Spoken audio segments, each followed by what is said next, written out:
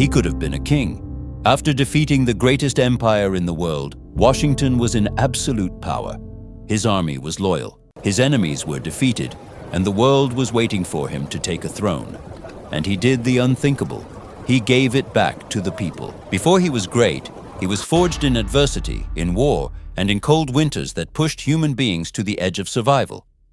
This is the story of the man who made a nation and then gave it up. George Washington, born in 1732 in the state of Virginia, did not come from royal blood, but rather from the land, hard work, and the will to survive.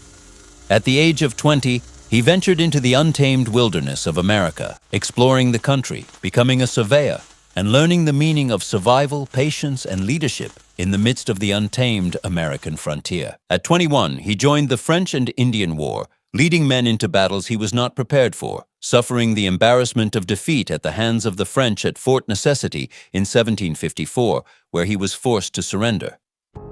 Washington learned many lessons from these defeats, especially that outlasting the enemy was perhaps more important than outfighting them. But by 1775, the spirit of revolution was sweeping across the colonies. The Continental Congress required a leader, and George Washington answered the call.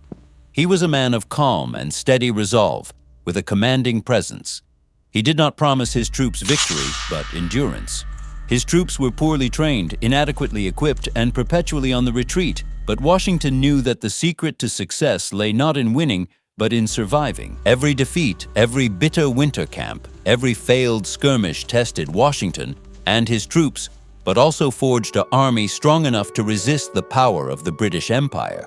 Washington's vision was not one of personal triumph, but of a nation born of strength and unity. The worst time for the Continental Army came during winter at Valley Forge. The soldiers suffered from starvation, frostbite, and despair. Some died from frostbite while standing still, while others deserted or died.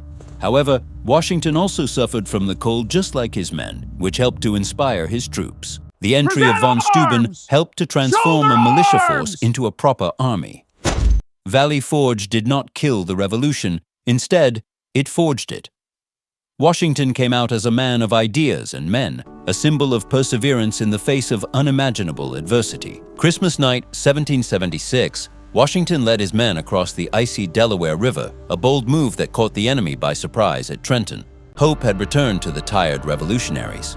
At Yorktown in 1781, Washington's plan led to the British surrender, gaining freedom for the colonies. Washington had no ambition to be king or hold any power. Forward! He realized that to Steady lead was to serve, not to seek glory.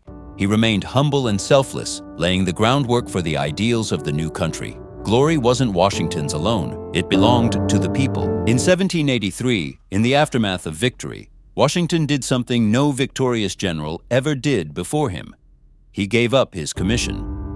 The power was returned to the people, not the man.